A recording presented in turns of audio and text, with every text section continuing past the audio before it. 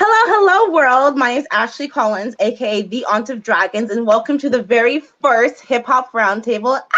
Okay, so I have some very influential and inspiring artists. So we're gonna go around the table and introduce themselves to us. So, Taylormade, will you please introduce yourself? All right. Well, obviously, Taylormade, Florida born and raised. Was born in Fort Lauderdale, Florida. Eventually moved to West Palm Beach, Florida. Went to the University of South Florida in Tampa for way too fucking long. Eventually moved to Jacksonville, Florida, and now I'm in Norfolk, Virginia. All right, where can we like you, follow you, stalk you, all that fun stuff? On IG, I am Taylormade Music 91. And on Twitter, I am Taylormade Music with a K. Awesome. Okay, Aztec, please introduce us to yourself. All right, good evening. My name is Aztec Speech. I'm an Atlanta native, but I stay in Gwinnett County. And I am Mexican and Salvadorian. Mexican from my dad, Salvadorian from my mom. I am a self-proclaimed Chicano, Nicantlaca, just indigenous, brown man. I also graduated. So I graduated from Georgia Gwinnett College with a U.S. history major and certification in Latin American studies as well. Yeah. And I'm a Chicano MC. Awesome. All right, D, please introduce us to yourself. Hello world, my name is D. D Bass Night, awkward music, mostly produced, do a little singing, piano, rapping if I have to, just depends on the beat. But North Carolina, born and raised, Durham City, Bull City, 919. Living in Florida, been in Orlando for about 10, 12 years at this point. But I'm here, ready to talk, ready to chop it up. Excited to meet you guys. Pleasure meeting you guys. Let's have a good talk. Cool. So we have to talk about this first, obviously. Let's just get this out the way. What are our initial election reactions? We're gonna start with you, D. I mean, it is what it is. I did not vote. Let me go ahead and throw that out there. I'll take all the hate. I mean, I didn't vote. It was like voting for Satan or Lucifer to me. So I mean, I just didn't take part. I voted locally. I voted for things like that, and I think I voted for the random. Yeah, of course. I vote for what matters to me, what affects me on the day to day. President doesn't really affect me on the day to day. So I voted for the local. I think I voted for the random Green Party person just because I had to fill in a vote. But my initial reaction, just being a black woman, it's exciting to see in my lifetime a black female vice president. Never thought that was something I'd be able to see. I'm so happy that the little brown girls that I love are going to be able to see that as well. My grandmother, the only one I have left living, is able to see that. There's a lot of good that you can pull out of it if you're just looking for something good to pull out of it. But it's pretty anticlimactic for me. I wasn't going to change how I live no matter who won. So I'd say, sorry about that. I'd say the biggest takeaway for me is, woman of color in office. Let's see if she can, wow. Apologize for the technical difficulty. Let's see if she can live up to, let's see if she can live up to, what's to come. I think it's going to be a lot harder than just being just the title. You know what I mean? So I'm just excited to see how everything's going to play out. All right, Aztec. For me, it's a slight victory, just slight, in presidential wise, mostly just because at least we're not going to have like a major instigator, just instigating all these like white supremacists and everything like that. That I'm really like excited for Biden. I mean, not really. I mean, we're hoping to like overthrow him too. So like, so like, you know what I mean? But locally, I'm actually very surprised, and I'm also very I'm very happy, just because. So I helped in canvassing, knocking on doors and calling people, mostly like for local elections, like with the sheriff. Funny enough, I'm actually wearing the shirt, but the sheriff is the one in charge of this policy. Is called 287G. That's been causing a lot of deportations. in counties like my county, like Gwinnett County and Cobb County. And so we were actually able to get a sheriff elected that's actually going to take out 287G in both Gwinnett and in Cobb County. And those are the two places where we canvassed that. And like it hits me because it's like I was a part of that. I was a part of that history, and so that's super dope. And just like D, I also feel like local elections are way more important because it affects you day by day. But yeah, but it's presidential wise, I mean, yeah, it's a slight victory, but we'll see where it goes. All right, Taylormade. To piggyback off what D said, it is what it is. I don't have a dog in the fight, so I can really care less. I didn't vote as well. I am in Virginia, but I'm not. I don't live here, so I'll be an absentee ballot for Florida. So I'm not going to see those results anyway in the local. But regardless, I just hope that we just love each other more, and we can get out of the fucking house and actually go back to like living life, and we don't have to have this constant struggle of like hatred towards black or white or gay or whatever. It's just like it's like enough is enough, because like now people are just like judging people off of whether they actually feel that or not. They're just kind of spewing hate everywhere, and if it takes a new president for that to happen, then so be it. I don't care who it is, as long as we just get back to the roots of loving each other and trying to grow as a community instead of trying to like have one person save the fucking day. So that's really my input on the whole. I'm not very political, but because I think it's all a puppet show. But other than that, yeah, those are my views on that. Does anyone want to piggyback off of that?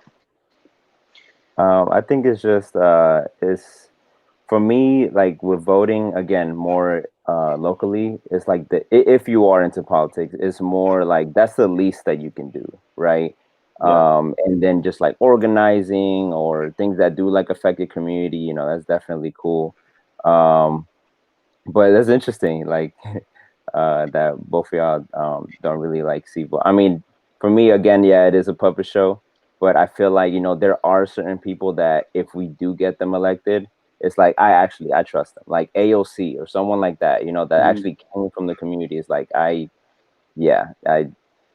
to a certain point, right? Because it's like you have to assimilate in some ways, like in when you're in those positions, and it's like I don't want someone that's gonna assimilate. I want someone that's gonna infiltrate, But yeah, but that's cool. That's cool.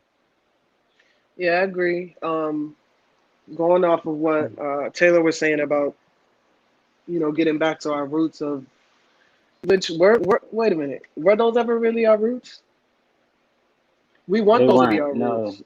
That's what our roots as should humans, be. Yeah, you know right. what I mean?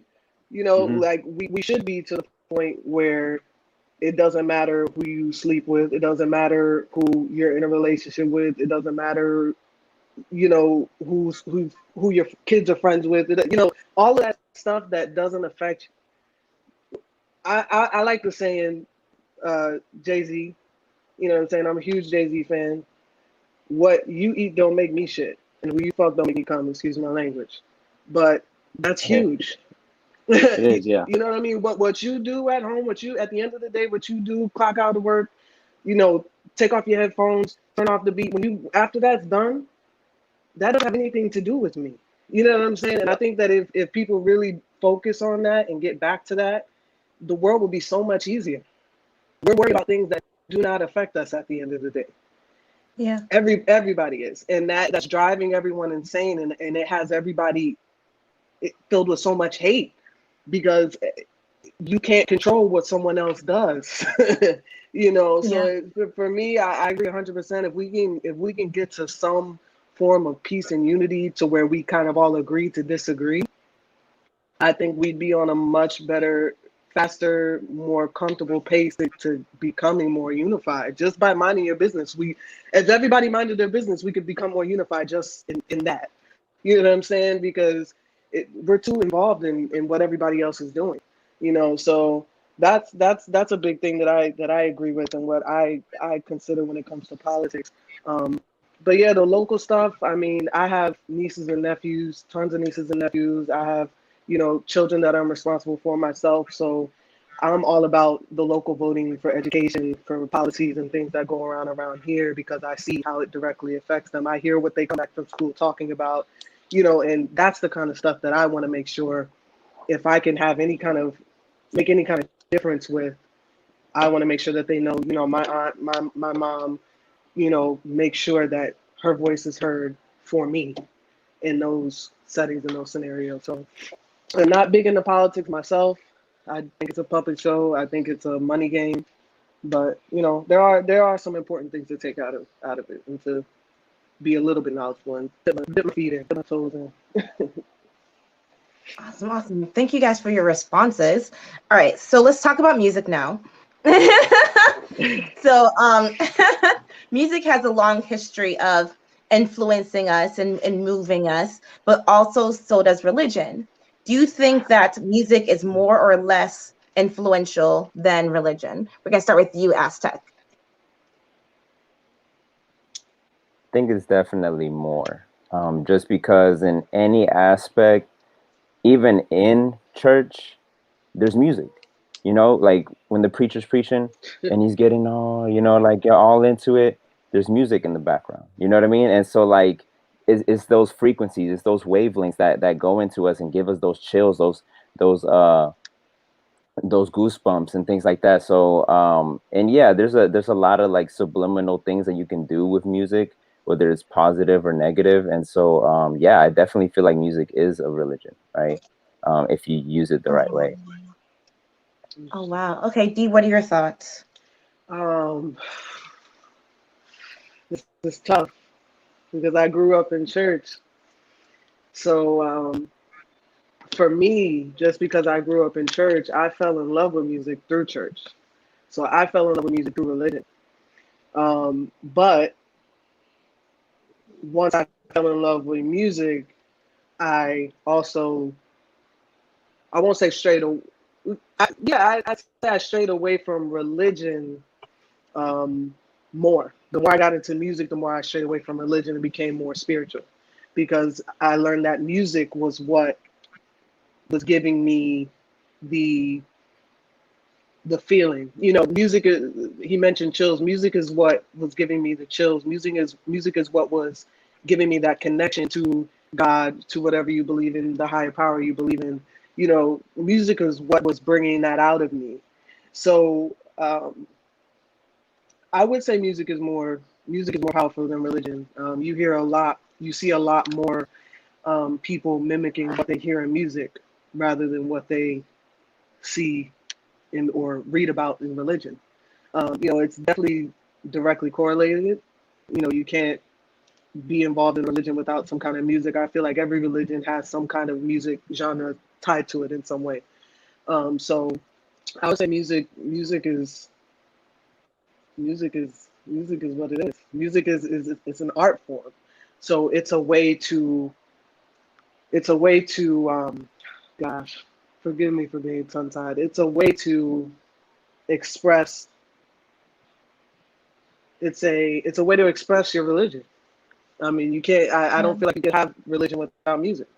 I don't feel like you could have a lot of things without music. So I'm gonna keep it simple. Taylor? Kind of like Dee, I was raised religious, Catholic. I made all my sacraments, so I know what it's like to go to church and believe, or in other words, try to believe. But in my eyes, religion created this false sense of fear that I'm always being watched, I will be judged, and someone will determine my fate after I pass. So if I don't walk this walk or talk this talk, it's fire and hell. Mm-hmm. Unless I confess and I ask for forgiveness. And as Dee said, in church, I was always like, damn, this song is fucking slapping right now. But at the same time, they were like, Gloria, Gloria. Yeah. Yeah, that shit is hot. Listen. But in music, you can kind of admit your faults Yeah. and tell your darkest secrets and what you and you can kind of in music you're not asking for forgiveness, you're asking for acceptance. Right. Wow. I'm gonna tell you these things and you're gonna you might believe it, you might not believe it, but at the same time this is what I'm feeling, this is what I'm thinking, and I know damn well you think it as well. So whether you want to admit it or not, I just want you to accept it, and I don't want to have to beg for you to forgive me. I just want you to hear me. So Yeah. that's kind of my. Absolutely. And sorry, and going off of Go that, ahead. I'm done. it's Yeah. the word the word I was trying to think of before was it's the vehicle. So exactly what you're saying. Music is universal. So the Yeah. thing about music is that you can lay it all out on a track, and people will receive it differently than if you force them to go to church and hear your sermon, or if you force them to sit in a mass and hear, pray the rosary, or whatever your religion is. Music is going to be heard. Mhm. It's a lot harder to get your message across through you know uh, standard dressing up, going to church, reading the Bible, or whatever I can only speak on Christianity because that's what I am. Yeah. So I'm not Hmm. trying to be non-inclusive of any other religions, but um, you know, going to church, forcing people to go to church, or forcing people to read the Bible, you're not going to get your message across. You can almost kind of finagle it in music. So music is a good way. You could put scripture over a hip hop beat. I mean, I'm sure we all know Lecrae.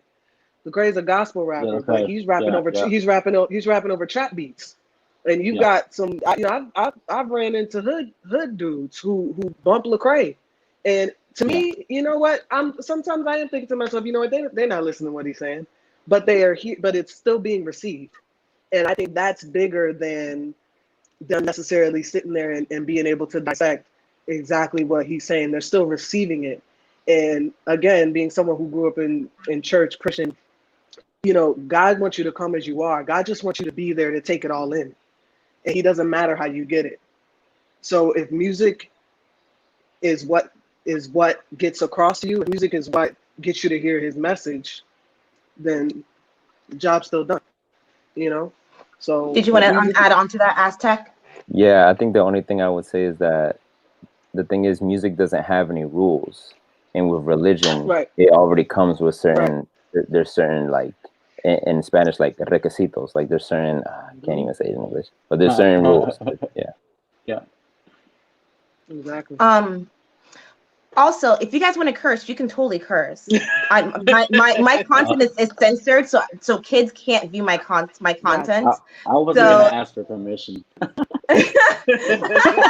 I was over here trying to hold it in because I was no, finding yeah, my kids fault kids too. can't view my Uh, content. So and this is also hip if hop, you're an baby. adult who's sensitive to cursing, then like I don't want you to look at my content. But okay. There we go. So speaking of music being influential, there in the 80s slash early 90s, there was a huge rise in, fuck the police, you Hmm. know? And that trend has steady occurred. Do you think that music still present tense to this day encourages being a criminal, being a hooker, etc., etc.? And we're going to start with you, D. Okay. Sorry. No, it's okay. It's okay. I'm ready. I'm ready. I just like to get my words together. So I do not. I can see why people feel like it does, but I do not. And I do not because I don't go to music to figure out what I'm gonna do for that day. I'm just be plain and simple. And I think it's ignorant to go to music for that. I don't think it's Cardi B's job to raise your kids. It's not Beyonce's job to raise your kids. It's not Lil Wayne's job to raise your kids. It's none of their job. They didn't take this job to they didn't decide to be a rapper or to be a singer because maybe not initially. But I would say they didn't take that role to necessarily influence you and your children. They just wanted to make music. They had a talent and they went for it. You know what I'm saying? And I listened to some of the ratchet music, but I also listen to some of the purest, most cleanest music. And I'm still me. You know, none of that affects who I am on my day to day. So I don't go to music to decide who I'm going to be for the day. Of course, we all get in our moods where we just want to listen to some twerk music, or I just want to listen to. I go to sleep to classical music. So I mean, it it's just the vibe. It's the overall music is a vibe, and it depends on what mood and what vibe you're into. But to get back to your question, um, I think that if you're I think that if you are going to music for the wrong reasons, or if you're not, um, I'm gonna get tongue tied here. Maybe want to feel free to jump in if you kind of feel like you can what say was what the I'm trying to say question better. specifically? The question is, does music promote being a criminal slash prostitute, etc.? Okay. Yeah, like she Feel free. said, there is this thing called drill now, you know, and drill is like gang banging, like shooting type of music, Mm-hmm. and there is a lot of the new rappers that do that is, I think it's an act. You know, I would say 75% of those people are not out there banging, but Right. at the same time, like, for you to act that way in the streets, though you're not about it, and rap about it, I believe you're faking it, and therefore you don't deserve to be in this field. You should be an actor, maybe, you know, because you can act the part, but you're not here spitting life. You know what I mean? You're not here talking about your thoughts. You're putting on this act.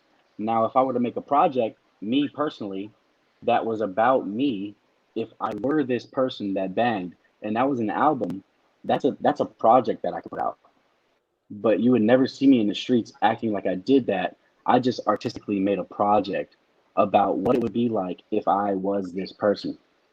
But there's a UK artist named Fredo, and he just did a freestyle on Daily Duppy not too long ago, and he said, "You can't name one man that you done in the field, but you got hundreds of chaps spitting nothing but drill." Meaning, like, you guys are all out here talking about you're doing this, you're doing that, you're gunning them down, but you can't name one person that you done in the field. So, like, and Fredo's about that life. You know what I mean? Fredo is about Yeah. that life, and but everyone else is just out here talking. So if you believe it, then I guess it is being criminal. But at the same time, we all know damn well these millionaires aren't out here gunning people down. They're out here drinking, Yeah. doing drugs, and you know they're not really doing that.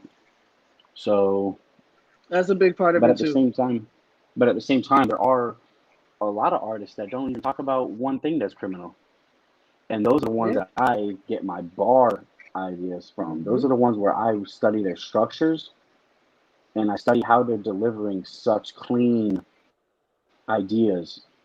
But then I'll also take my aggressiveness from the people that speak drill. Like, Mm-hmm. I want that anger, but I want this clarity. You know what I mean? All right, Mhm. Aztec. All right, yo, I've been holding back. All right, so first of all, Let it so go. Let it you know, go. so first things first, when Ice Cube said "fuck the police," that was a political statement. You know what I mean? Like that song is like, you know, when anyone says like, I don't think of it as gangster rap. I think that was a political statement. And also the thing is that, like, you know, because I've seen the trends. Well, I mean, I didn't live it, but I study it. I study hip hop, right? And I Right. see, you know, how is it that there was a point in time where, you know, Public Enemy and NWA were on that same level, and then something happened where they were like, we're gonna throw this away and we're gonna go with the gangster shit, which is completely like it just, again, when we talk about puppet masters and all that stuff, it's like this shit was planned. So, and Mm-hmm. I know, like, for a lot of us that you know, we have the privilege to be able to obtain different types of music, and we have the privilege to not just rely on music to get us going. Like, but I mean, we do have some ignorant people out here, and ignorance isn't a bad thing. It just means you don't know. So there are a lot of people that don't know, and we have to be very aware of what we do consume on a daily. If I'm legit, if there's a possibility that I can live that life, and all I consume is people like all this negativity. Like, it's just like when you eat like junk food. If you're gonna eat junk food every day, you're gonna be a slob, and if that's what you consume like on a daily, like, so I even though I think D, you said it, like, I definitely feel like it's not your responsibility to raise these kids, but I feel like there is a reason why people like well, I'm not going to say names, but certain people are getting more attention than the ones that are more positive, and yeah, I mean, it's entertainment, it's entertainment at the end of the day. um but it's like there's strings being pulled. And that's you said what I was fumbling over. Mm-hmm. There are people who aren't there are people who are ignorant. There are people who are still absorbent enough to just do whatever they hear and to fall into the trap of what some would consider negative music or explicit music. So that's what I was that's what I was leaning towards. So I'm glad that you were able to word that better than I was. But Yeah. absolutely, I think especially younger minds, they're still sponges. I think it's very, very important to regulate what your children listen to, and it's hard because they're going to school and they're on TikTok and they're on Instagram, and they're gonna hear it no matter what. But Yeah, that phone.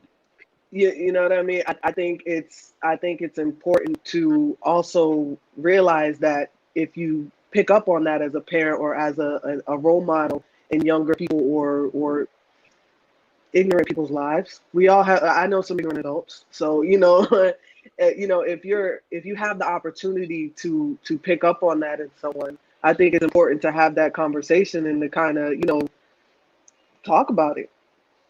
Yeah, D, So, that's what I Talk was about it. gonna say. Yeah. There's nothing wrong with talking about it. You know what I Hmm. mean? Even if Hmm. it's a friendly conversation, it doesn't have to be like a schooling conversation because people are sensitive nowadays. So you don't want to come across as if you're trying to school somebody that you can tell is taking it a little bit too far. But there's nothing wrong with just saying, "Oh, you like that Takashi 69, huh?" You know what I mean? Yeah. There's nothing wrong with so starting the now my conversation. follow-up question is, what is the responsibility of artists as role models? Because artists are, influencers. We're gonna start go back to you, D. I think it is the responsibility of the artist to be honest because like Taylor was saying, not all of them are about what they're rapping about. Mm. I respect the hustle. I'm not that kind of person. You couldn't pay me to be somebody I'm not. I don't care how much you're paying me. I'm always gonna be me, 100% D. So I respect the hustle. Some people are just gotta get how they can get it, but I think it's important for an artist to be honest. One thing about let me think. One thing about Lil Wayne is that he's honest. You know what I'm saying? He's very vulgar. He's very explicit. He's very he has a daughter, but he speaks explicitly about women, and he's been questioned about it. And at the end of the day, he's like, you know what? I talk to my daughter. I have a great relationship with my daughter. What I say in my music don't have nothing to do with my daughter. I think it's important to make it known where you stand on what you do.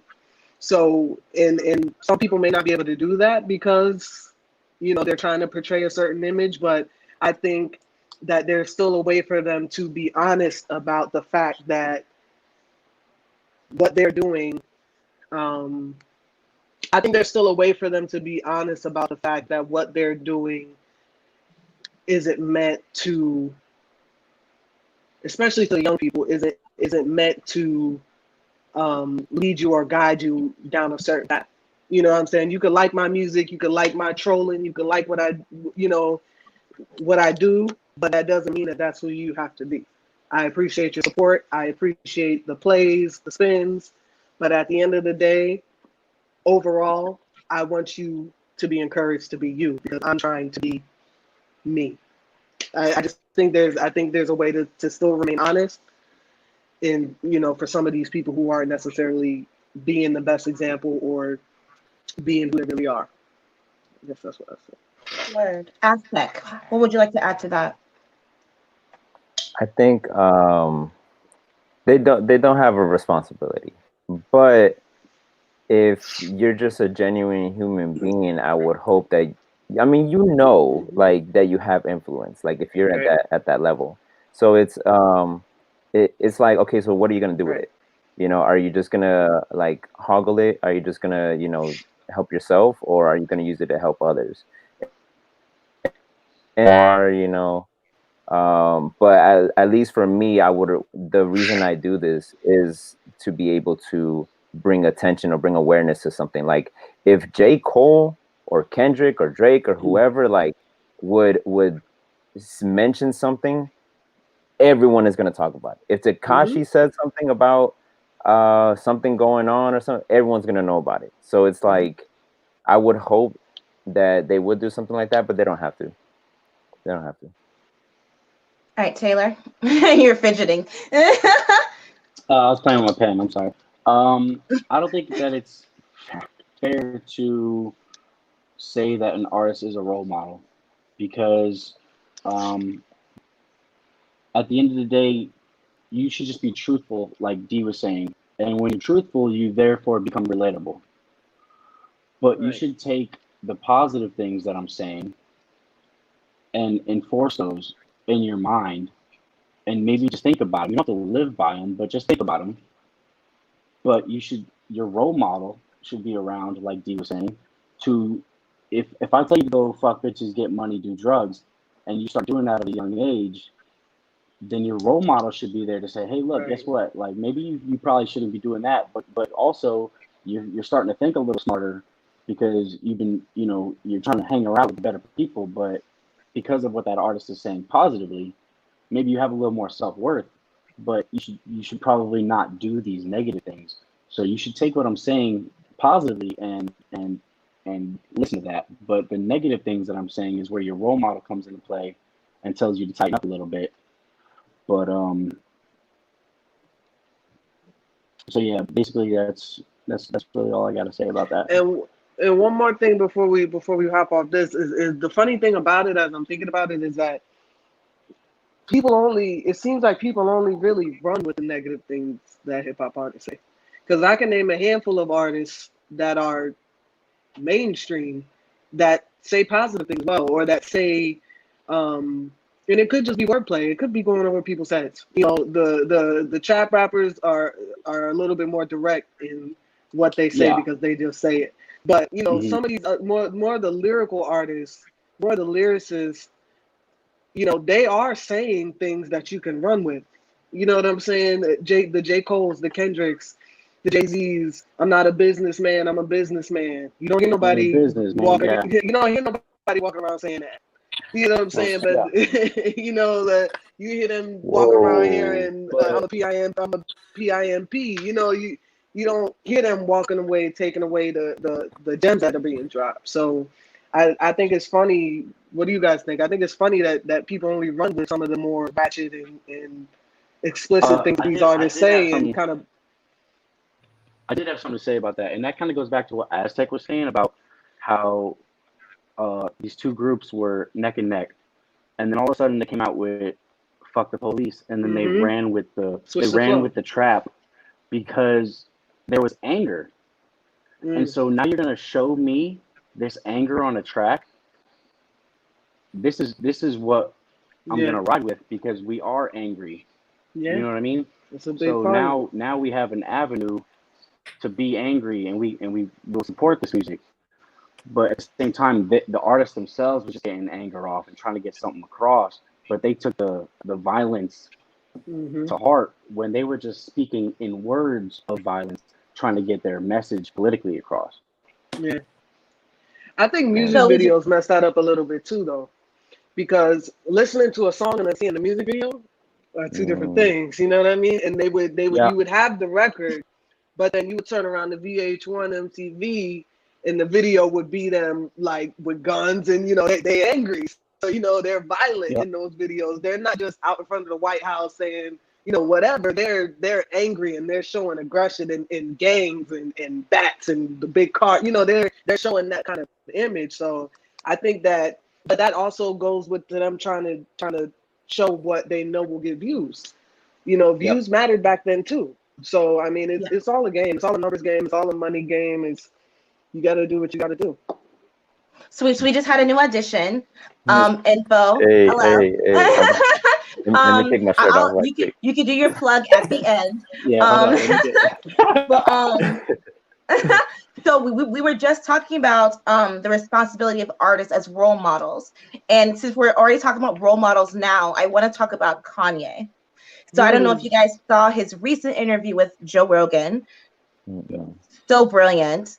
I aspire to be as an active listener and as compassionate as Joe Rogan is as well one day. But I don't know if you guys saw that interview, but I would like you to have some unbiased reactions to not only the interview, but the what's the word I'm looking for? The evolution of Kanye. And we're gonna start with you, Info. How everybody doing? I mean, I just what's going on? But, I just want to address the crowd before I just speak on it. When I watched the interview with Kanye, I was trying to be open-minded and just I'm a huge Kanye West fan. Besides that, I was just trying to hear what he was saying and his ideas, because he's trying to run for president and all these other things that he's just trying to be an understood person. So I was just trying to listen to what he was saying. Once I listen to what he's saying, and then the first thing I do is read the comments so I can see what how other people interpret it and see what they're saying about it. And then I just got people just bashing him like he's an idiot, he's this and that, and he's and that. And I just be like, I don't think he's an idiot. I think he's doesn't know how to articulate his words necessarily very well, but because I judge people's intelligence based off of what they do, not necessarily how well they can speak. Because I think in America, we're very easily impressed by articulation. Like if somebody knows how to talk well, they don't have to actually even do anything. They just talk. We just be like, that person's smart. But it's like, if I look at what kind of work done, like then I'll be like, okay, this guy is actually a person who knows how to work hard and do stuff and produce products based off of what I've seen Kanye do. So overall, from what he was saying, it's not things that I think are bad. The things he's saying about Christianity and family, and those are things that I think most people can get behind. I don't think he should necessarily be president. I don't think that's a good idea. But other than that, I mean, I can't be mad about what he's saying right now. I don't think it's anything necessarily negative. It just sounds like a message that's trying to unify people, and he doesn't necessarily say it in the right way. Aztec, what are your thoughts on Ye? I think in your question you asked if he's a visionary or delusional. I think he's a visionary because he's delusional. Like or as in like, well, okay, let me further explain. So he's very outspoken, and what you can say is that he would never lie about what he's feeling, and that's that's mad respect. And like Info said, I think one of the things that he just doesn't know how to articulate sometimes, like the slave comment. Like a lot of people, but when I actually saw the whole thing, I'm like, oh, like y'all are misrepresenting what he was trying to say, but I get it, Selectively. Exactly. So but I don't know, I do feel like Kanye is in a dark place right now, at least from what I perceive, right? I mean, I haven't hung out with him recently, so I don't really know. But there's a chat. I didn't even know. Yeah. But something I was gonna say is I forgot who, but someone commented on that Kanye only becomes delusional or whatever when it's convenient, or he only says like outlandish things when like his album's about to come out or something like. And that I was like, like that kind of gets me thinking sometimes too, you know. But I don't know. That's bad. Okay, D. Let me go last. You go last. Take it away, Taylor. All right. So with Kanye, it's tough because first you have this guy who, in the interview, he says, and I truly believe this, he doesn't think one-dimensionally. You know, he doesn't think in black and white straight lines. He said he thinks in full color. When he talks in a symphony. So, and he's also bipolar. Yeah. So when you say, and someone who studies is he psychology, bipolar though? Is he bipolar because he thinks in multiple thoughts? As opposed to people who think one way? No, that doesn't make him bipolar. That makes his bipolar manic episodes seem insane. So when he speaks, so this is my interpretation of I speak in a symphony. If we took 100 people, put them in and talk to them separately and ask them, what does war mean to you? They would come up with maybe 70 of them would say the same shit, right? But 30 of them would have a unique answer. Somebody that thinks on a higher level, on a higher plane, can think of those 30 answers by themselves by thinking about what would you think? Knowing your background, what would you think? Why would you say this? Now I'm gonna take, so if all these 100 people, each one of them, my mouth is a trumpet, Enfo's mouth is a saxophone, D's mouth is a tuba. Everyone's got their own instrument. So now I'm gonna take the words from your mouth and I'm gonna play the symphony. Because what's your instrument? Oh shit! All right, dog, you got the fucking trombone. I don't know. I like that. But for real, so he's gonna take all these instruments, and it's not gonna be one concise sentence, because how could you possibly put a symphony with 4 pages of notated music in one sentence? You can't. It's gonna be a stream of consciousness, and people that can't handle that level of thinking are gonna go, "Whoa, this guy's in a manic episode." Yeah, maybe, but at the same time, he's fucking making sense. And like you can't think of one thing. You have to think of, what would you think about that? What would he think about that? Why would I think about that? Now a ball's not a ball. It's a different. You can create different concepts by thinking of it 3-dimensionally, rather than just like, oh, that's that, you know. And the majority of people think that way. So I don't think that I think he's a visionary rather than delusional. But at times, his bipolar manic episodes like running for president. That's wild. You know, he shouldn't have done that. That was a delusional act. But the shit that he comes up with mentally, he's definitely, one day you'll be like, whoa, shit, he said some kind of crazy, that was legit, you know. But other days you'll be like, nah, that's wild.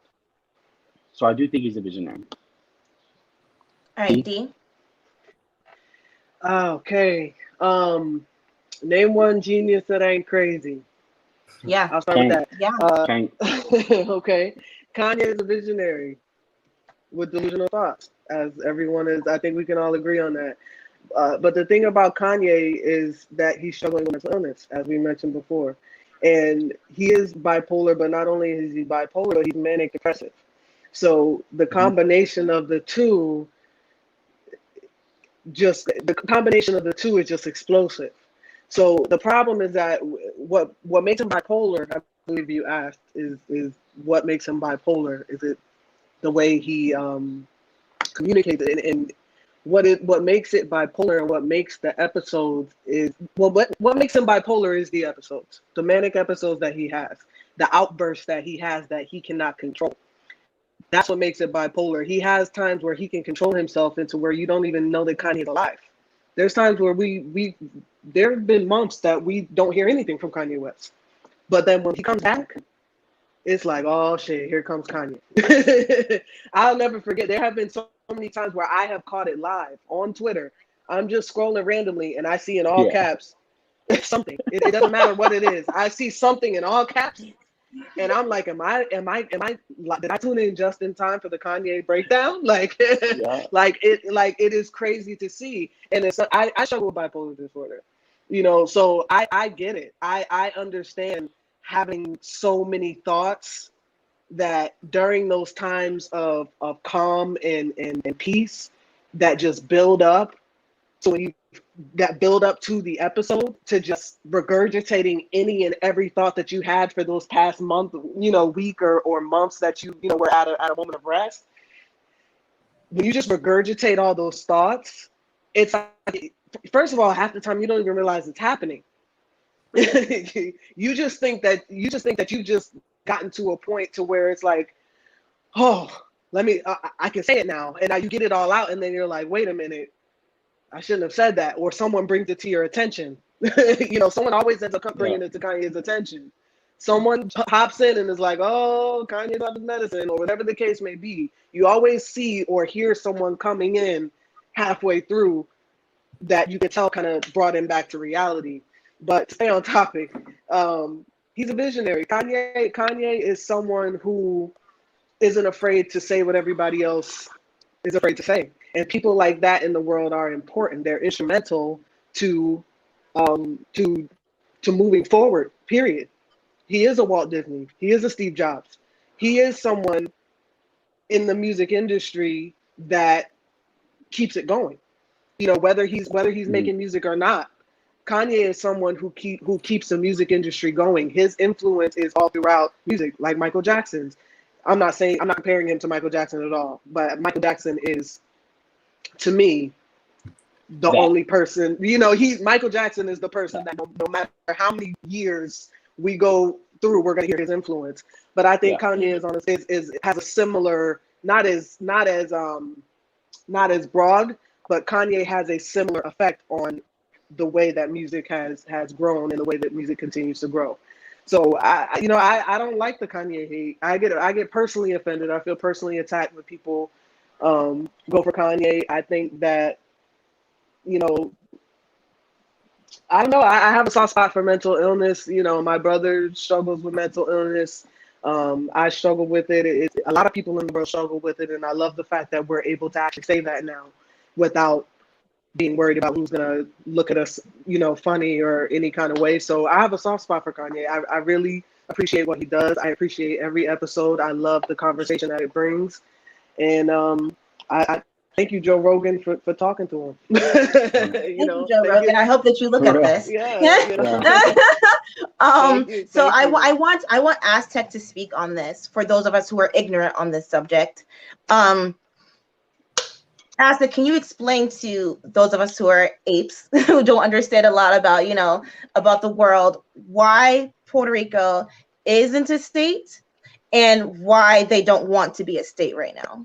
So funny enough, I was actually ignorant to that topic. I don't really know much about like Puerto Rican history, but I do have a homeboy that does. But luckily I did like a quick little research before this interview. And so, cause I kind of wondered too, cause I was kind of on the fence. See, this is why I'm not good with like persuasive essays or debates. Cause I always find the truth in like two things. I'm like, well, that's true too, but, my initial reaction was yes and no, right? In becoming a state. Yes, because, obviously they would get more funding.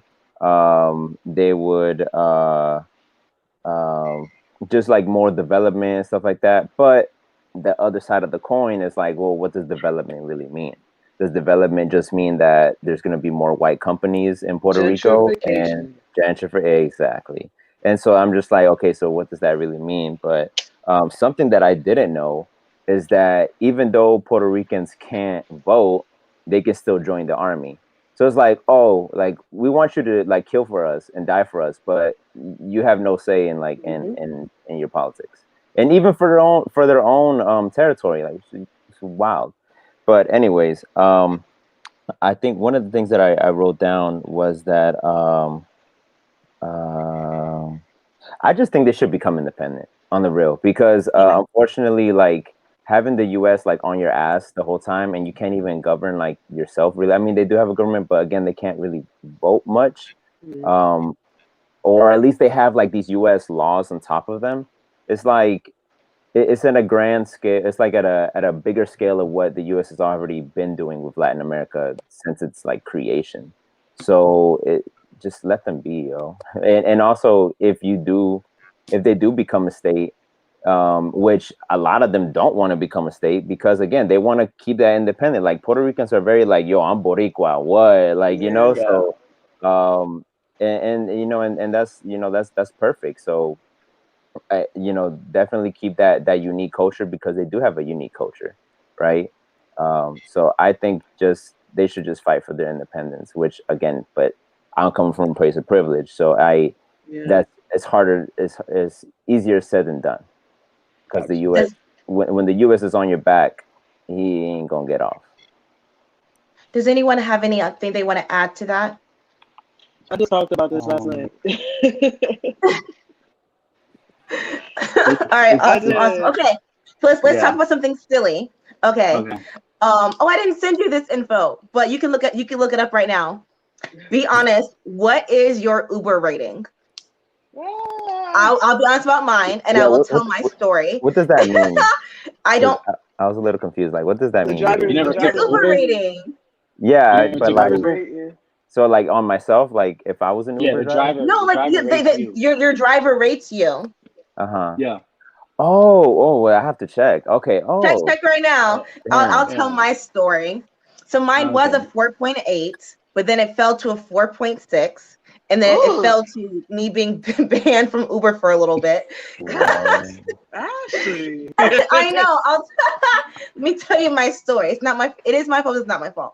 So it was my birthday eve. And that's how you know it's gonna be a good story. She's driving me to the bar, and I don't know what we were even talking about. I don't remember, but like I started arguing with her, and she said, "You young generation have no respect." And I said to her, I remember I yelled, "I'm 31." And I said, "You know what? We don't need to talk. Just do your job. Take me to my destination." And she dropped me off in the middle of nowhere.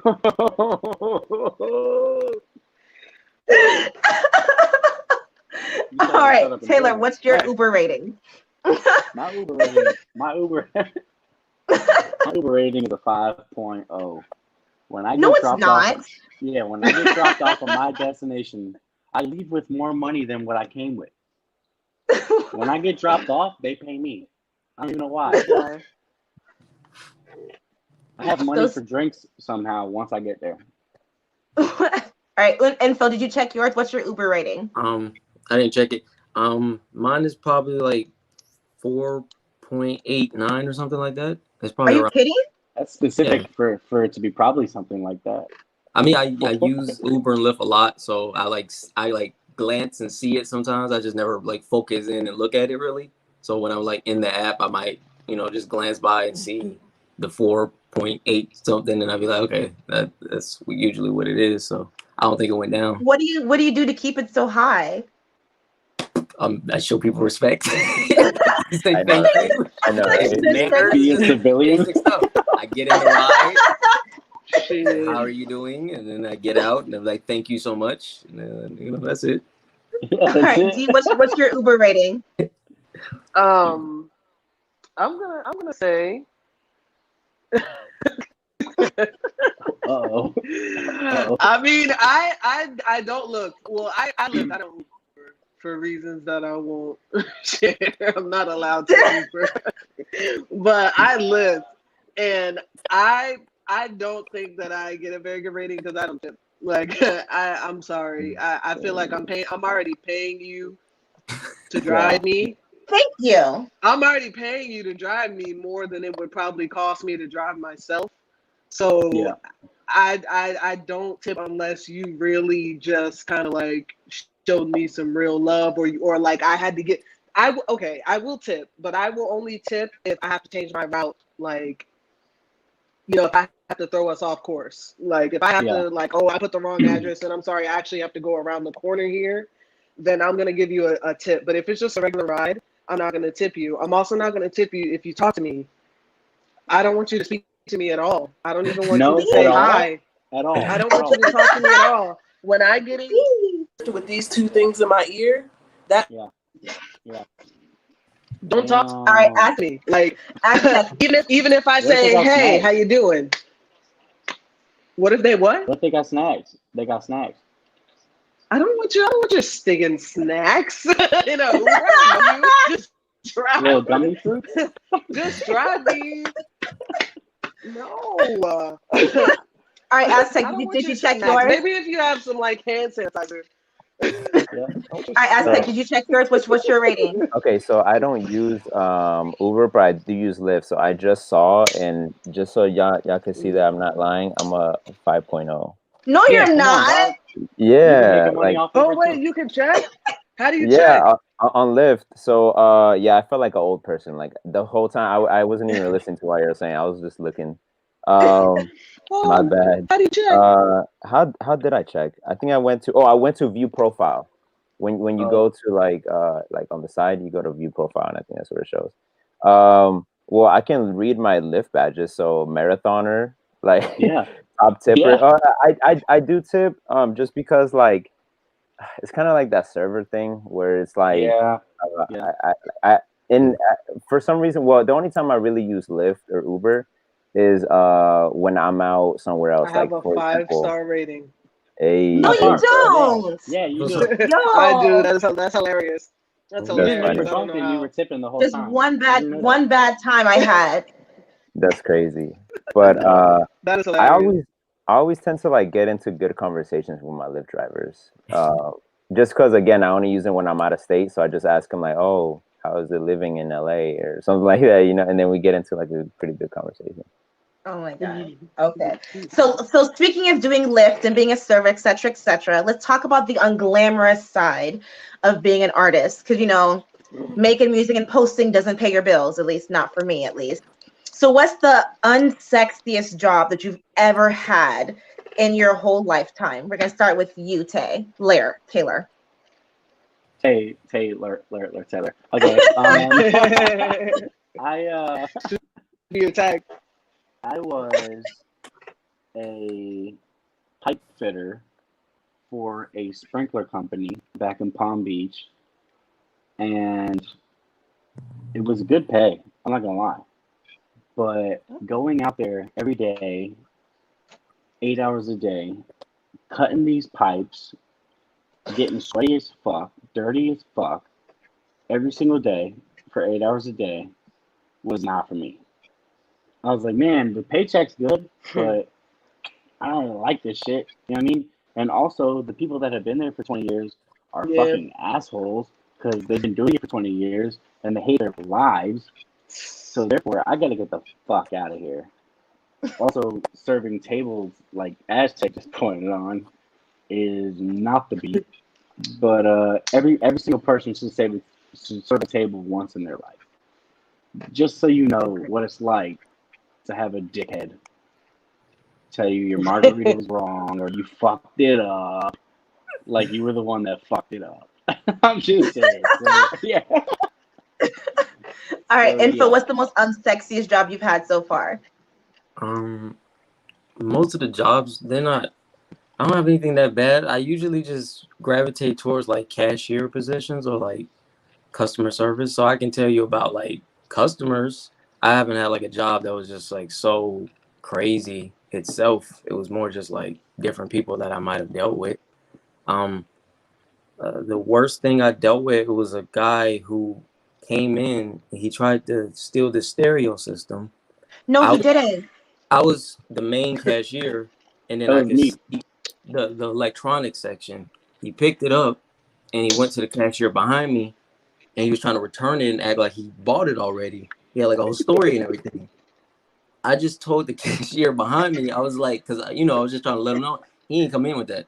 He heard me and he started going off on me and spazzing. And, lame ass dude, and you gonna lose your job, and I got something for you. And he just like had a whole fit. Like, it was really great. It was a really great performance. Like, he really should get into acting. It was phenomenal.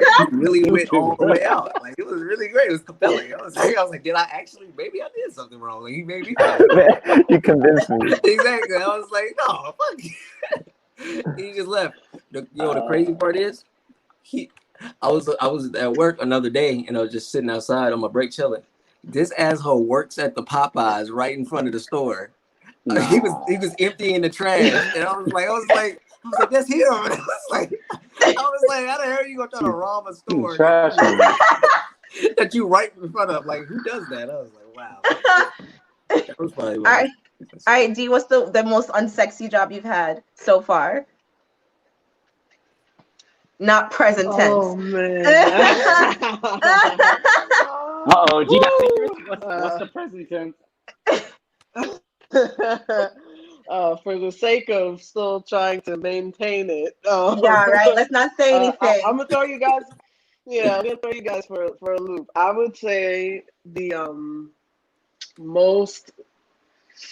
I don't want to say not sexiest because I mean it was sexy. No, you don't count because you've had a great job for the past.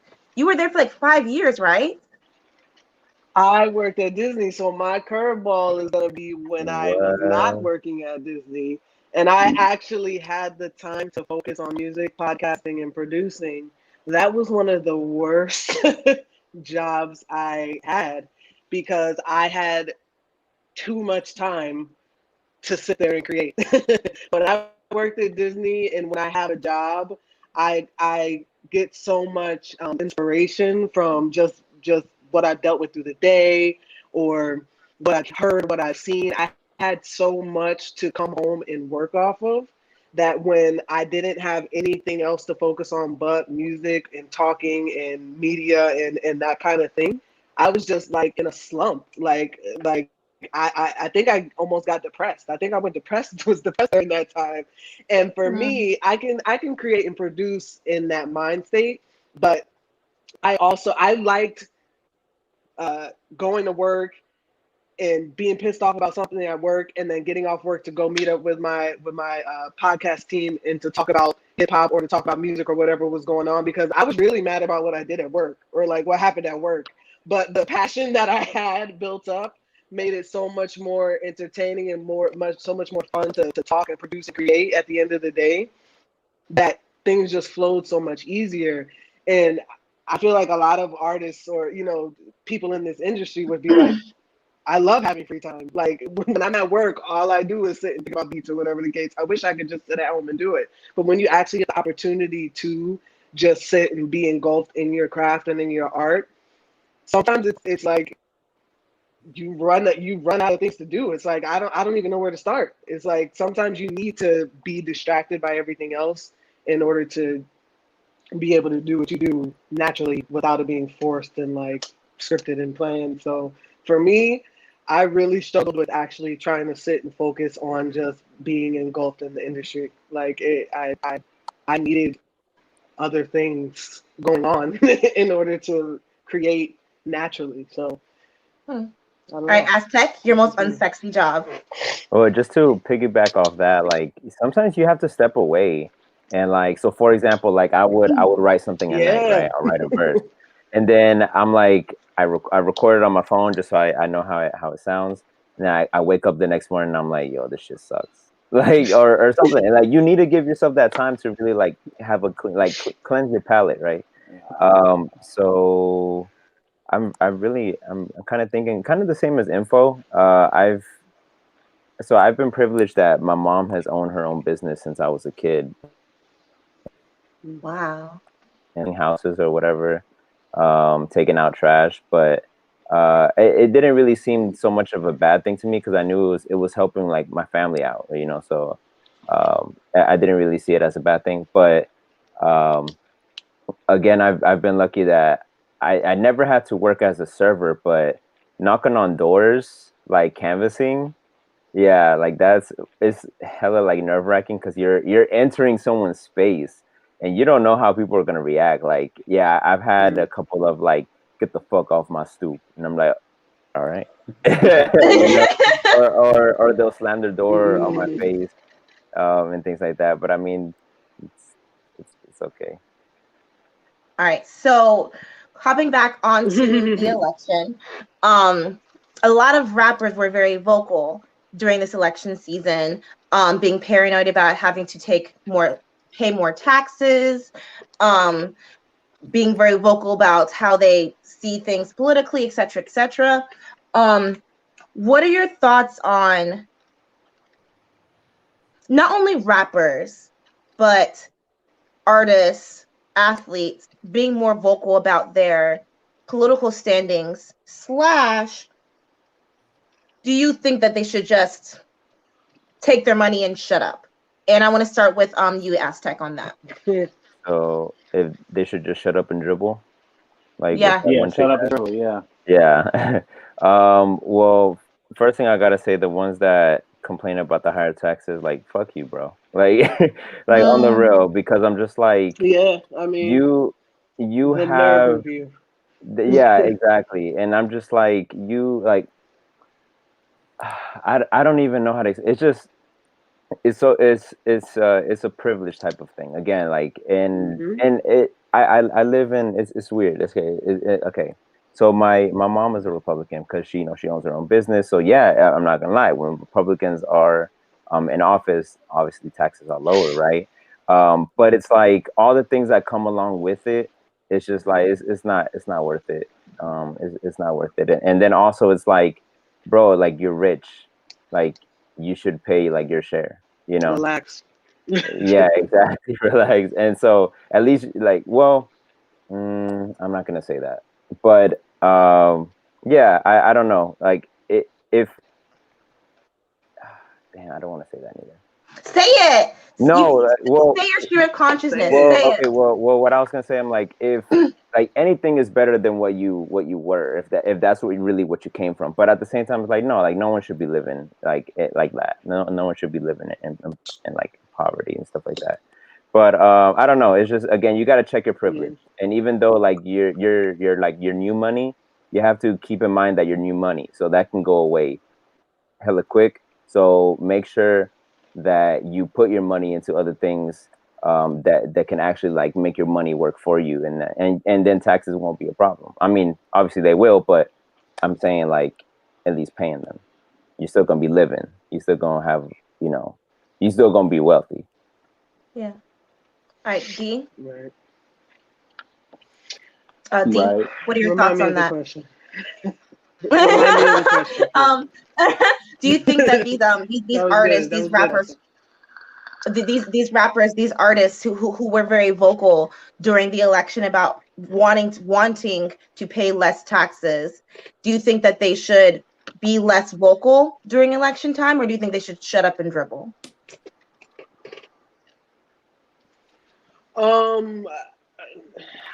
I don't know. This is a tough one for me because I feel like most people of influence in that category that I saw weren't with Trump. Am I no? Most of them wanted Biden, and that's where I have the issue with hip hop and politics, because it's like, what are you really standing for? I mean, I guess I could appreciate it, because if you're someone who doesn't want your taxes, who's gonna suffer from having what Biden's trying to do, and you're still supporting him, I guess I can respect that, because that would make me think that you're on my side, the little person. But at the same time, I don't know. I mean, I kind of respect people like Lil Wayne, who were just honest about it. Like, he went and met with Donald Trump. He didn't care if people canceled him or whatever the case may be. He met with Trump, as I would expect him to, because he's in Trump's tax bracket. So I don't really care. It goes back to politics, I guess, is where I'm standing with it. I mean, I'm just all about honesty and being genuine and being real. And I feel like a lot of these people, at the end of the day, have the agenda of, I need these people. I need this fan base. I need the support from these people, so I'm gonna say what these people want to hear. You know what I mean? So I mean, who Lil Wayne votes for and who LeBron James votes for isn't gonna affect who I vote for. So I mean, you know, I'm pretty in the middle when it comes to politics. I don't care. You can. I don't care about your taxes. Fuck you, bro. Like that's it. Like I don't have that money, so I'm never. I don't have those problems. You know. Yeah. Right. All right, Taylor. For me, it's two parts. I think the whole shut up and dribble thing came from when, as we know, a number of black people were getting shot down by police as of late. And black athletes were speaking out and saying, we're not going to play. We're not doing this. We're not doing that because this shit's happening. And this one white lady on TV wanted to say, look, y'all just shut up and dribble. Which that kind of gets to the whole point of, should famous people have a say in what is going on in the world other than what they do? So, and knowing me, I don't have an ounce of hate in my heart. So I do agree with them standing up. You know what I mean? But when it comes down to, so that's my first thing. But the second thing is with a higher tax bracket, like LeBron got a fucking Starbucks in a bowling alley in his crib. He's not gonna miss $1 million. He's not gonna miss it.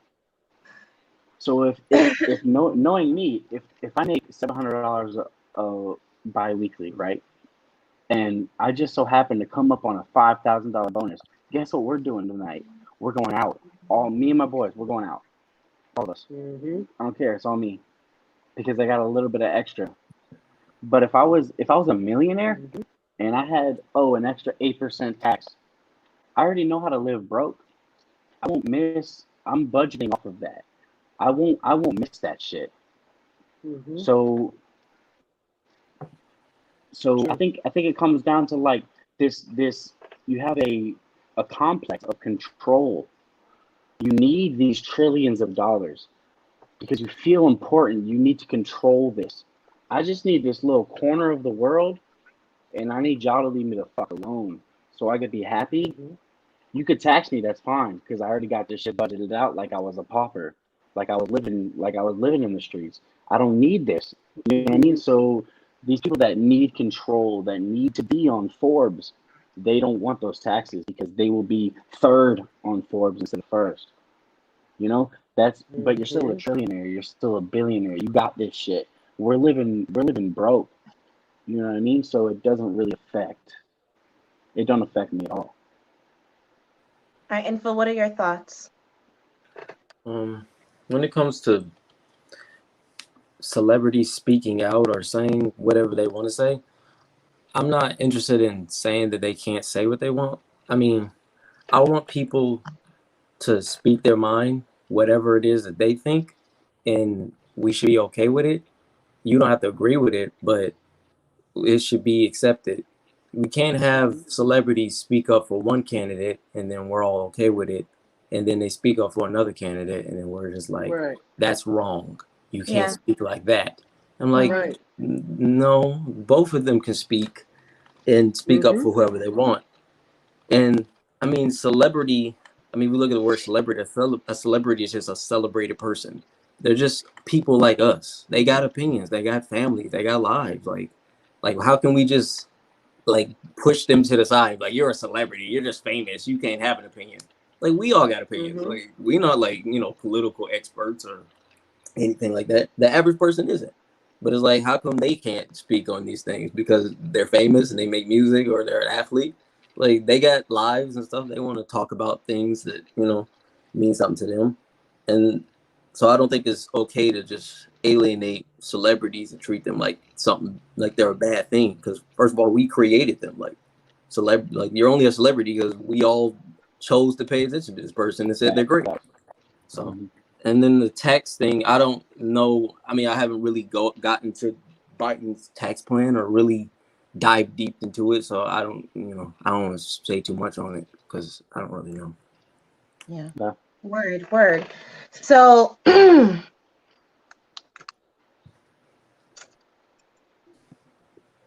is rap beef with an F healthy? Because sometimes it can tend to lead to, you know, someone being physically harmed. Is it something that we should continue in more of like a sportsman-like way, or should we end it altogether? I'm gonna start with you, D.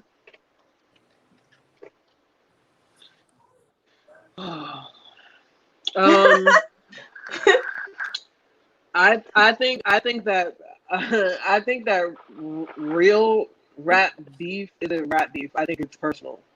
So I think that healthy rap. What's another word? Give me a synonym, guys. Help for beef.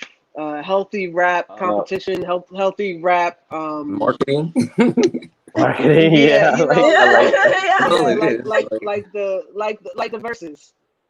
The Yeah. verses. I Oh think the yeah, verses are that's Same dope. thing. Yeah. it's marketing. I Yeah, think the verses are dope. I think it's I do. needed. I think it's healthy. I think it's refreshing for us to not only go back and, you know, have that nostalgia, but also to kind of like see how far some of these artists have come. So I think that it's good, it's healthy in that sense. It's good, clean, healthy competition, us track for track, beat for beat, record for record. But the beef that is in the streets, getting people killed, gunned down, you know, I've never heard a song by King Von, but R.I.P. to him. He just got shot because of some rap beef. You know, all of that stuff. I think that's bigger than rap. That's not rap beef. That's just that's just beef. yeah. That's just Yeah. beef. That's just hood shit. That's That savage. stuff is not healthy. That's not healthy in any setting. So I don't think rap beef in that context is necessary. But in the context of the verses and the friendly competition and the just, you know, kind of, you know, comparing and contrasting people's art, I don't think there's anything wrong with that. I love that. I think that's very healthy and progressive. I think it's very progressive for us to be exercising those kind of, you know, activities with each other. What do you think, Taylor? Okay. I think rap beef in the sense of rap is necessary. Okay, we all as artists go home, we look at our pen and our paper, and we think, how can I put this down? How can I show you that I have studied this craft and that I'm about to portray it, right? I think of rap as like a gladiator battle. I'm not here to just rap. I'm here to destroy. You know what I mean? And if it comes down, if we get in a rap beef, I want to go outside and take 10 paces, turn around and draw. You can keep that. You know what I mean? But on the track, I fight with the knowledge and the literary skills that I've acquired to murder you in a literary sense. And I'll use those words. I'll use the words attack, murder, kill in a literary sense because I want to bury your conscience 6 feet below. But I don't want this shit to go physical because if it does, that means you're scared of being exposed as somebody that can't hang with my literary and rapping ability. The minute you want to take it to physicality means that you feel like you've been cornered. And I want to, and it's an all out, it's a buffet when it comes to rap, but like you're not getting a plate. You know what I mean? That's how I see rapping.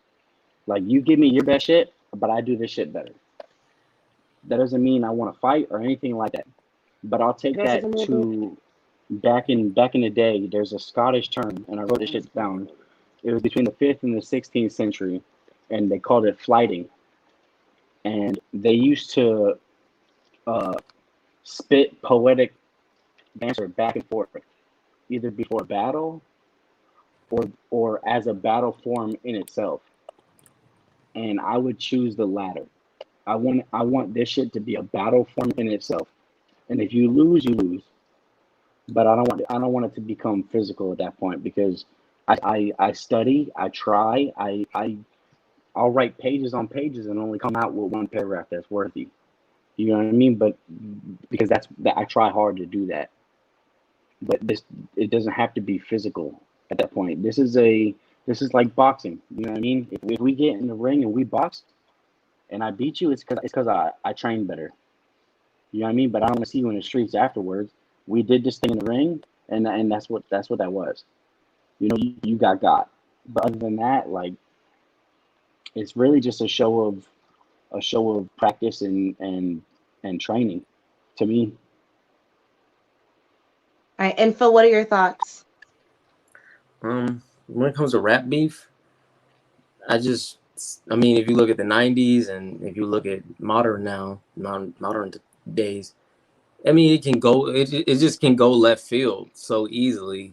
I want competition. It's good to have, but when it gets to just the violence, it's just like it's a hard. It's like both of what y'all was saying. It's like it's good things, and we can have friendly competition and me destroying you on the track. But then it's just like taking the streets and then putting it in raps where they literally rapping about stuff that they did. Then it just takes it to a whole nother level where it's like, okay, this is not just entertainment. Like this is deeper than that, and people are going to lose their lives and families Yeah. are going to be destroyed. Like so, it's I don't know. It's one of those things where it's like you got to be very careful with it. What are your thoughts, Aztec? Yo, I love that shit. But you like rapping?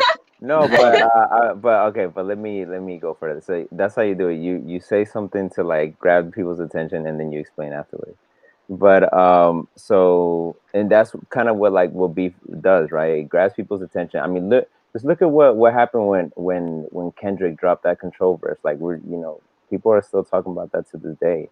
And then I still say Drake will never come back or can never recover from like what Pusha T did to him. Like that shit is mad disrespectful. Even though I know like I mean he's good at like what he did. He kept going, which is like so only Drake can do that shit. But like if it was anyone else, like this was career ending type of shit. But again, you just gotta keep rolling with the punches, right? But like when the beef is over once you're not writing a song and you have to come out with a tweet. That's when you know the beef is over. But no, it's healthy competition. Again, like real beef is when you can't sleep. Is when like this person is coming for me. But funny enough, when I first started getting into the rap game here and like the lowrider car shows and everything. The reason I wanted to get on stage is because I felt that everybody that was performing was trash at that point because I had a narrow mind of what hip hop was supposed to be about. To me, I'm just like, yo, I'm like, if these people can be on stage, I can be on stage, right? Yeah. And I was funny enough, like I had actually wrote a song dissing like a lot of them. Like I'm like, I don't go fuck, like that's you know what I mean? And but luckily I had a friend that was like, maybe you shouldn't. Like the first thing you should do is not diss everybody because one, like they already have that fan base, so they're automatically just gonna see you as a hater, right? Unless you have like the following to back it. But so now what I do is I just make subliminal shots. It's like it's kind of like yelling, "Hey, stupid!" I like down the hall, and then the person that turns around like, "What you call me?" Like, I mean, I was talking to you, but I mean, you fit, But I feel you. I think that's more fun when you do those subliminal shots, and you keep that person thinking like, "They talk about me." Like I don't like. I don't know, but I do it because to motivate them to do better because I feel like we should be better. And kind of like I think Taylor's the one that said it. Like I'm out here to destroy you, right? But I would much rather work with you. But like if and even KRS One like talked about this and like If y'all haven't seen these Mm. documentaries, it's called Beef, and then Beef 2 and Beef 3, like on YouTube. But he was talking about Mm-hmm. that, like for everyone on the top 10 hip hop list, like I got a verse dissing you. Like I got a verse that will end your Mm-hmm. career, type of stuff. And I feel like you should always be ready. Like I know, like Mm-hmm. I have a beat ready, or I have like mindset things already. Like if this person were to diss me, this is what I'm gonna say, or you're blah blah blah blah. But or this how I'm gonna flip it on them. So you should always be ready because, like Taylor said, this is a gladiator sport, and you got to see where hip hop started. Hip hop came out of like gang infested areas. The Bronx. And even in the West Coast, right? People were battling, breaking, or people were battling DJing. People were battling, MCing, like in order to not get into the violence, in order to stop the violence. So as long as we keep it like on wax, Mm-hmm. like it's all good. It's Yeah, good yeah. entertainment. All right. So speaking of music, I mean, we've been talking about that the whole time. But what is your favorite lyric slash quote that you have written? And this, I'm springing this on you at the last minute info. Sorry. So I'll go to you last. So Taylor, I'll start with you first. Okay. My favorite lyric that I've ever written is off of the first song I ever wrote, Oh man. Fallen, and it's the last words in the song. It is the lyrics are music's therapeutics.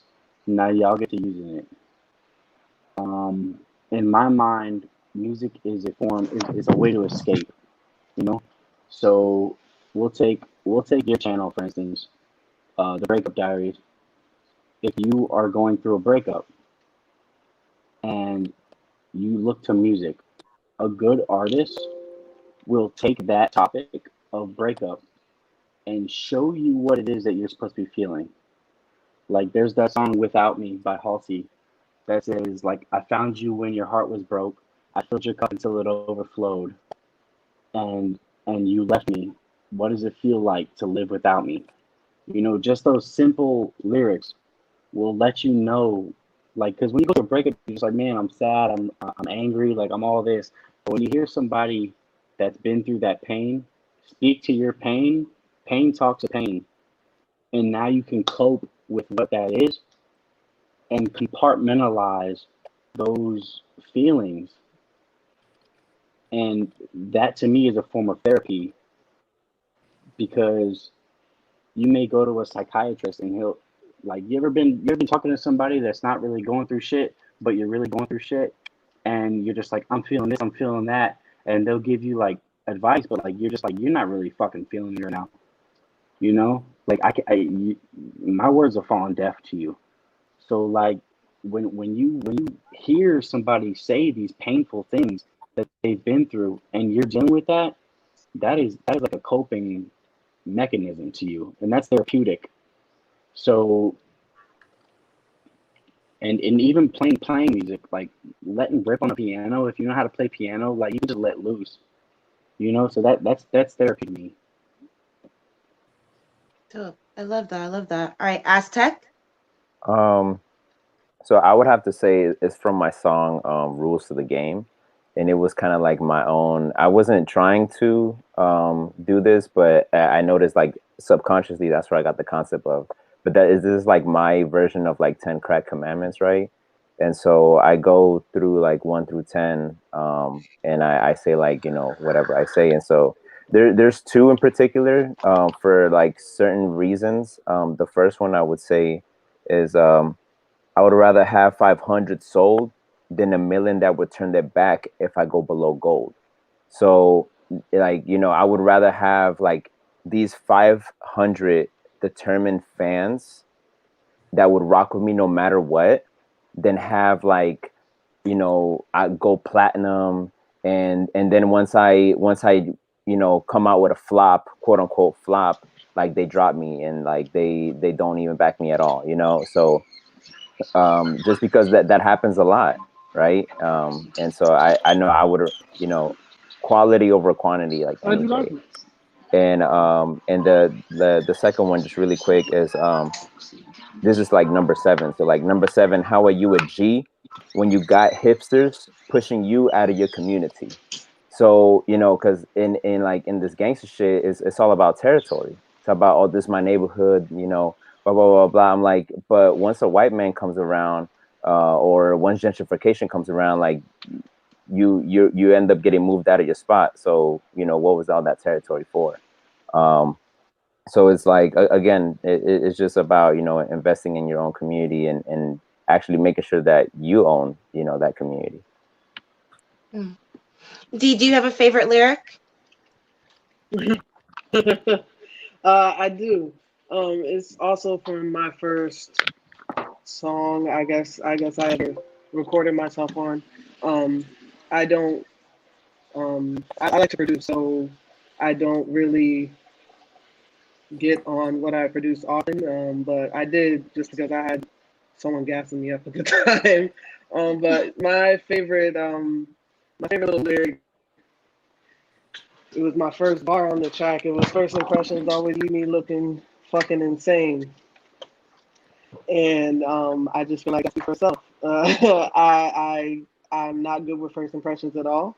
It's short, sweet, to the point, and you know, it just I felt like I was so proud of that one track just off the strength of that first bar because I felt like it was the whole song. Like I had a hard time even after the first verse. That was the first bar, but after the first verse, I I dropped the mic on myself, as corny as it sounds. But I really struggle with first impressions, and that was my whole brand of what I was trying to do when I decided to actually focus on producing and really getting in touch with artists and networking and trying to make music. My brand was awkward, awkward music. I'm a very awkward person. I always have something ridiculous to say. I'm always thinking something ridiculous. My body language is usually giving away something ridiculous or giving off something ridiculous. So I don't know. First impressions always leave me looking fucking insane. I mean, Hey, that's just I that's just how apologize. I I had to am. step I away. just feel like that. What was the lyric? Oh, he was First asking what impressions was the always lyric. leave me He had looking to step fucking away. insane. Oh, sorry, I Oh, yeah. cut you off. Oh, first impressions always leave me looking fucking insane. No hard pressed to find somebody that'll deal with my anger. So that's I was saying that was kind of like my first bar that I ever actually kind of like got on a beat and spit. And I was super super proud of it just because I felt like it was like a one hitter. Like the song was supposed to be um it was supposed to be like Jay-Z's public service announcement. Mm-hmm. Allow me to introduce myself. My name is Hove. It was supposed to be like my song. You know what I mean? And that one bar that I came in with, I just went sat my homeboy. My homeboy was the rapper, and I let him hear the beat. And my beats, I go by awkward music, awkward beats, because they're not usually beats that most people would just hop on. You know what I mean? It's Okay, gonna yeah, take yeah. some thought to kind of sit there and just, you know what I mean? So Find um, that pocket, yeah. he was having a hard time he was having a hard time kind of finding the pocket. I'm like, yo, this is what I'm hearing. And I hop on, I'm like, yo, first impressions always leave me looking fucking insane though. And he's like, yo, just keep going. And I'm like, no, like I made this beat for you, bro. Like I'm just giving, this is where I'm going with it. But Yeah. I've just always loved that bar. I've just always loved that bar because it's like I'm awful with first impressions. I'm awful. That was my whole brand. I'm very awkward. I stumble over my words. I talk in circles. But this is me. This is what you're gonna get. So Yeah. that's where I am. That's what I'm at. All right, and Phil. I would say there's a song I have called "Children of the West." There's a line in there. I said, "Let's get this established. I ain't no savage. I just want my cabbage and a happy bad bitch. I don't want the world. I just want access." And that just pretty much wraps up where I'm at, like the simplicity of me, or just like I'm just like a simple man, or even not even just me, just the average man is just like, I just want these simple things, and that's all I'm asking for, and not much. And that's not, I'm not looking for too much. So you guys are very, this is not one of the questions I sent you guys, forgive me, but I just feel inspired to say this out loud. You guys are very heavy into the process of being successful. You guys work so hard and also work a full-time job. Some of you are taking care of kids. Some of you are taking care of partners. Some of you are taking care of your family. What advice would you give to someone who tonight, right now, is feeling discouraged and they're just going to delete their social media and they're just going to work at Target for the rest of their lives? Not to say there's something wrong with working at Target, but what advice would you give to them in order to help them not to quit / should they quit? And I'm going to start with you, Info. You should quit if you suck.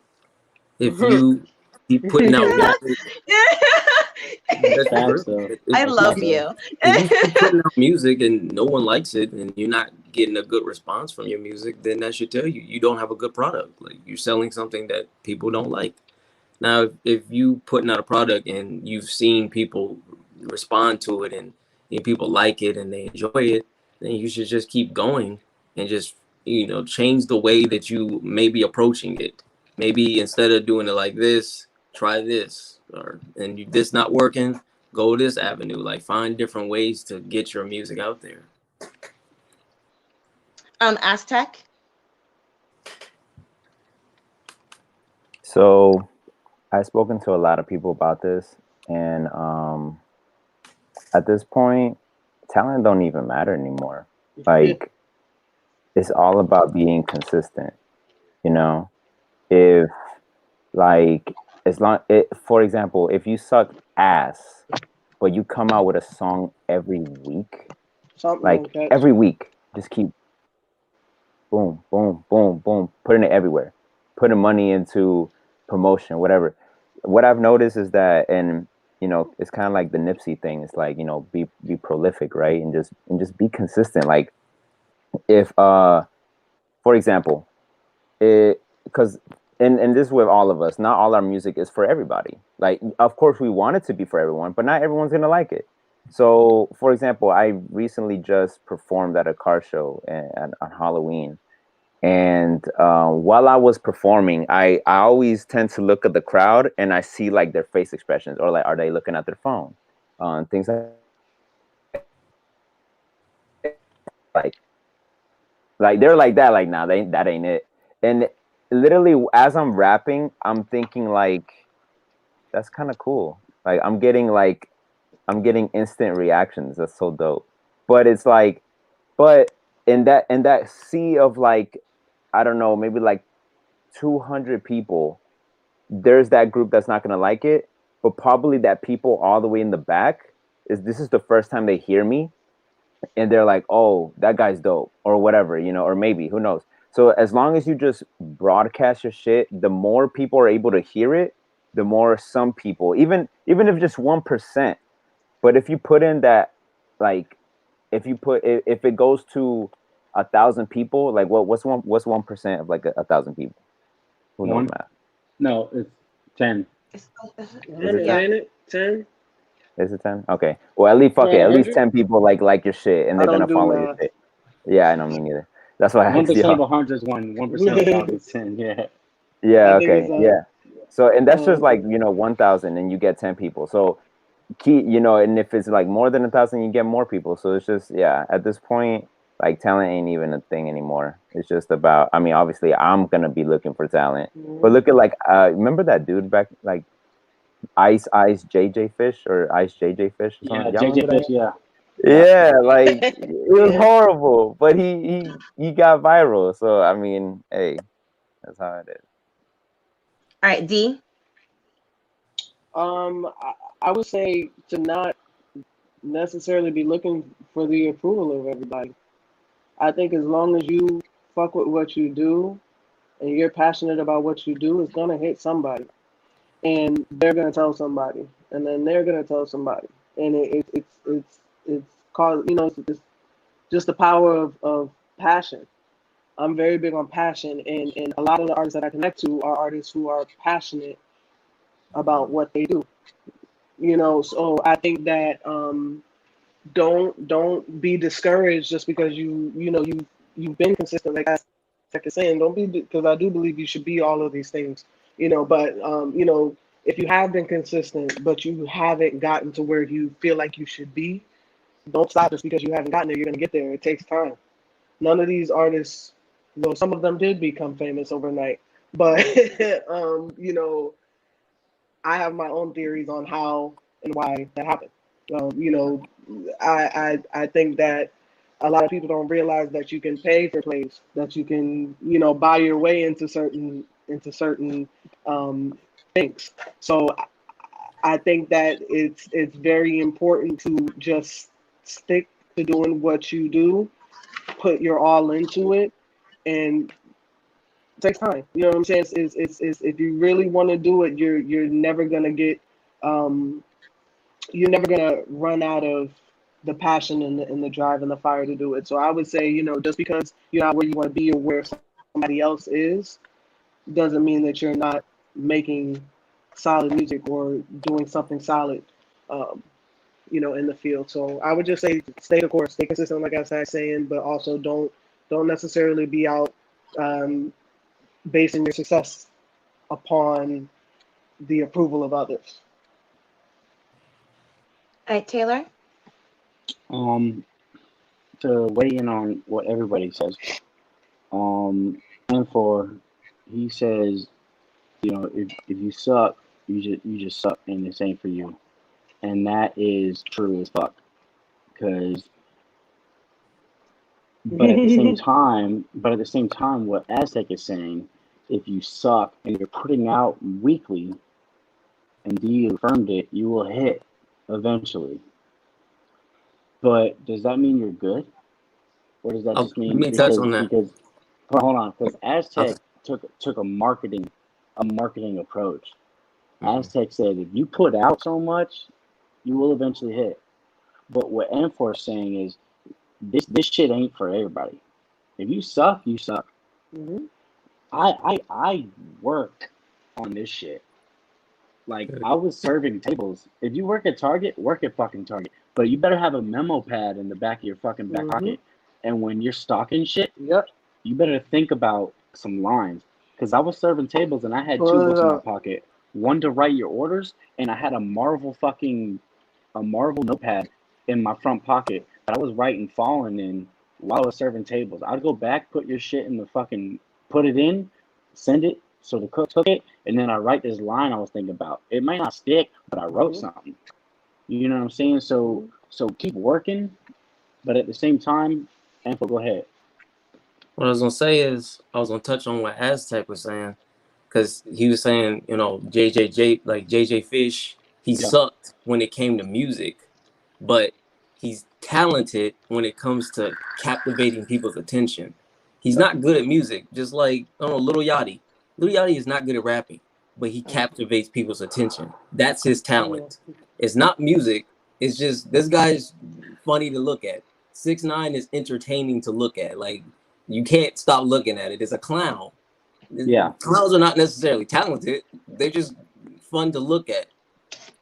But we're mistaking what we take as this writing, this rapping, this serious poetry in motion, as what you're taking it as a joke, as an entertainment system, as you're just gonna say these things and be this person and you're gonna pop. But what about me when I'm actually writing this poetry and like actually saying shit? And I'm a real MC, but you are a clown, but you're a millionaire and I'm a pauper. You know what I mean? So it's really on the audience to decipher that. And I think we've lost a lot of hip hop in the fact that, like she said earlier, Lecrae snaps and he's famous. But how many Lecrae's NFs are there compared to however many shitty 6ix9ines? I mean, there's just an amount so high that you can't even. They're all of them. 90% of them are trash. But it takes away from the people that are actually doing this shit. I agree. I see what you're saying. Yeah, I agree. I think what did it for me, I think what did it for me was because I thought the same thing. I thought, what was the guy's name that when he came out? It wasn't Little Yachty. Uzi. Uzi. Yeah. Lil Uzi Vert. Yeah. Okay. His music grew on me. But when I first heard his music, I was like, yo, this is trash. Like, what is he saying? Yeah. What is this? And as I started to kind of do my own research and kind of I hop on SoundCloud. I have my own SoundCloud. I was just kind of seeing what would pop up, kind of clicking around and seeing how to promote myself and things like that. I came across things, websites where you could purchase plays. You could purchase views on YouTube. You could purchase likes on Instagram. You could purchase followers on Twitter. You could purchase retweets. You can purchase that. Yeah. And I'm not saying that these people did it. Oh, it was Lil Pump. Lil Pump was the one. Lil Uzi Vert, but Lil Pump was the one where I was like, how did he become famous? Off of Gucci Gang. Gucci Gang. Saying the same thing over and over again. And I had to tell myself, what, I may be able to wrap circles around him, or I may be able to write something for somebody that could put him out of his misery, but if I don't have if I'm not willing to sell my soul for it in a way, I'm not talking like Illuminati and all that stuff. I'm just saying if I'm willing to pay for it, you know what I mean? I feel like almost anybody can do it. Almost anybody can do it, and that's sad because there are people like you, Taylor, who are really putting their heart and soul into it, grinding, writing, and really putting their all into the craft. And then there are people that just get on the beat high off of perks and Zans and just say whatever comes out of their mouth, and they're living large right now. Yeah. But I take comfort in the fact that I know artists like you all. I've come in contact with artists like you all and local artists around Florida and Orlando, North Carolina, that didn't have to buy their way in. You know what I mean? They didn't have to buy their way in. I live 2 cities from J. Cole. I grew up 2 cities from J. Cole. I don't know if you guys have heard of gosh, I'm not even gonna embarrass myself and forget his name. But there's a couple of artists from North Carolina that, I remember back in the day them just rapping at the basketball court, and now look at them. You know what I mean? Mike Guns is a rapper from Durham, North Carolina, who has been doing some big things. He's been to the BET Awards. He just went last year, things like that. So I take pride in the fact that there are guys who are making genuine music, women as well, who are making genuine music that didn't have to buy their way in. I respect them more. I don't care what status you have. I respect you more if you didn't have to buy your way in. So I'm always gonna choose a Taylormade over a Lil Pump or a Lil Uzi, just because I don't know what they did to get where they are. I don't know what they did to get where they are. I respect you guys, so that's how I feel about it. Yeah. All right, guys. So where can we like you, stalk you, follow you, all that fun stuff? We'll start off with you, Aztec. For me, actually, I didn't even pick up my business card yet. So, so you can follow me on Instagram. It's just Aztec_speech. On YouTube, it's also Aztec Speech. On all streaming platforms, is Aztec Speech. Facebook, also Aztec Speech, but I mostly just use Facebook for like personal. You never post on Facebook. No, not really. Unless it's just like on Instagram and it says, "Do you want to post this on Facebook too?" I'm like, yeah, all right, yeah. But yeah, damn, I should have had my business cards ready, but that's fine. No worries. All right, D, where can we follow you? Oh gosh, I would say for music purposes, I do still have a SoundCloud for beats, for some of the beats I've done. You can find me at Awkward Beats on SoundCloud. You can find me on Instagram at Bassnight with a 6 ASNIGHT. I have some podcast stuff up there. I have some music stuff up there. So anywhere, either of those, I would say. Twitter as well, on the same thing, same handle, 6 ASNIGHT, Bassnight. Yeah, just check out those beats. Hit me up. Let me know. I like to make my beats off of what the artist tells me. So a lot of times my beats are happening right there after conversation with an artist. So if you guys got ideas, got vibes, let me know. Let's do some stuff. Taylor, where can we follow you? On IG, it's Taylormade Music 91. On Twitter, it's Taylormade Music with a K. And for you look like Big Sean with Twist. You said what? You look What'd you like say? Big Sean with Twist. Low key. Oh, Big Sean was. That's who you sound like. That's who you sound like. When I first Oh, started rapping, that's why I got comparisons. I got the most comparisons. People be like, "Oh, Big Sean." yes. And as my voice like started changing up, and then I started getting more like Kendrick, and people like, "Oh, That's like Kendrick crazy. and stuff." Bro. I get those comparisons. Finally. Like that stone is been in my shoe for the longest. But All right. And for where can we follow you? definitely on TikTok. That's the main place that I'm pushing. Yo, you're Yeah. famous right now. Am I? Dude, can I borrow $5? We'll talk about that. But yeah, definitely TikTok. The boy is beautiful. The boy is beautiful on TikTok. That's the main place I want people to, go to. Okay. And then last question before I let you guys go. Let's say that God in her infinite wisdom comes down right now and she says to you, you are not special. What is your response? We're going to start off with you, Info. If God tell me I'm not special, shit, I'll be like, are you really God or are you the devil? That's how I look at it. Because you lying. I can't. It's hard for me to believe that. All right, UD. My mom thinks I'm special.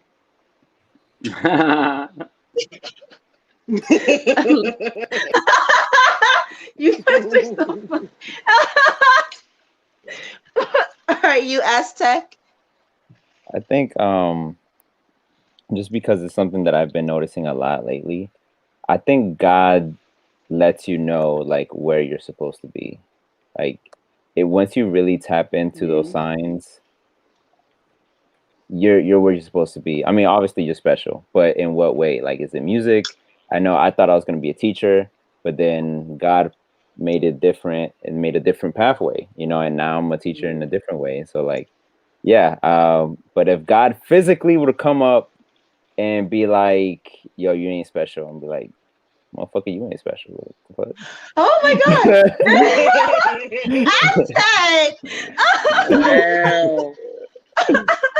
Yeah. We're all going to hell after this. Taylor, what would you say? I'm with Aztec, and I think I would revert back to the beef question. I'd be like, yo, you don't think I I'm got some special, bars for you. You can turn water into wine, but can you just like me, bro? See, you might have to see me. You know what I mean? I don't know. You be special in your own way, bro. But let me handle this.